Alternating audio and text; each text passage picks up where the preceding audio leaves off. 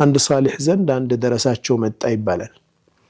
ቀልቤ ታመመ አክሙኝ አላቸው። ወንጀል በጣም ለወንጀል እየተዳፈርኩ ነው፣ ምን ይሻለኛል አላቸው። አሁን የምጠይቅህን ጥያቄዎች ከመለስክ ወንጀል የትም እንደፈለክ መስራት ትችላለህ አሉት። አሁን የምጠይቅህን ግን መመለስ አለ። ወንጀል የምትሰራ ከሆነ አሉ የአላህን ሪዝቅ ሳትጠቀም ለመስራት ሞክር አሉት። ስራ ችግር የለም። የአላህን ሪዝቅ ሳትጠቀም ወንጀል ስራ። አሰበ ወለሁ ማ ፊ ሰማዋት ወማ ፊል አርድ፣ በሰማይም በምድር ውስጥ ያለው ነገር ሁሉ የአላህ ነው። ከሱ ሪዝቅ ውጭ መኖር አልችልም። እሺ ይቀጥሉ አላቸው። ሁለተኛ ከሱ ግዛት ውጭ ነው ስራ አሉት። ከአላህ ግዛት ውጭ ነው ስራ። እሺ ይቀጥሉ አላቸው።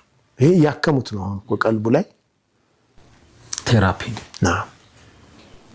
እሱ የማያይህ ቦታ ፈልገህ ስራ አሉት። የፈለግከው ወንጀል ግን ስራ፣ ግን አላህ እንዳያይህ አሉት። አላህ እንዳያየኝማ አልችልም አለ።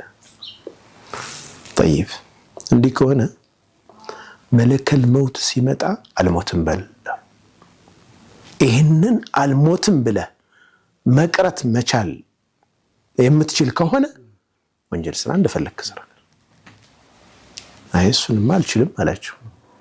በሕክማ በጥበብ አሰበሩት። ነገ የቂያማ ቀን ሒሳብህ ጎሎ ወደ ጀሃነም የሚወስዱህ መላእክቶች ሲመጡ አልገባም በላቸው። አልሄድም ጀሃነም።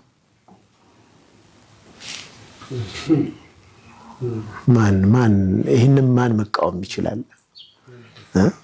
ያዘዛቸውን የሚፈጽሙ በፍጹም አላህን የማያምፁ የሆኑ መላእክቶች ነው ያሉት። ልጅ አሉት የአላህን ሪዝቅ እየበላ የተመገብክ በሱ ግዛት ስር ሆነ ከሱ እይታ ላትርቅ፣ ከሞት ላታመልጥ፣ ሒሳብህ ጎሎ ወደ ጀሃነም ሂድ ስትባል እምቢ ማለት ማትችል ሰው ሆነ እንዴት አስበህ ሆነ የአላህን ህግ የምትጥሰው አለ? እንዴት ትዳፈራለህ? ሪያሊቲው ይህ ከሆነ በቃ ምንድና ማነህ አንተ የአላህን ሐቅ የምትዳፈረው? ዓቢዱል ኩፋ ተባለ ይላሉ በኋላ ላይ። ያ ሰው እኮ እንደገና ተውባ አድርጎ በቃ የከተማዋ ዓቢድ እስከ መባል ደረሰ። አከሙት ውስጡን ማለት ነው።